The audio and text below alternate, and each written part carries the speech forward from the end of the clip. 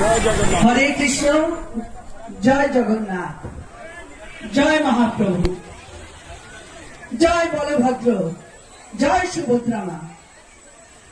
আজকে এই সুন্দর দিনে রথযাত্রায় আমায় যে আমন্ত্রণ জানানো হয়েছে আমি ধন্য, কারণ আমি এটা বিশ্বাস করি ঈশ্বর না ডাকলে সেই স্থানে যাওয়া যায় না।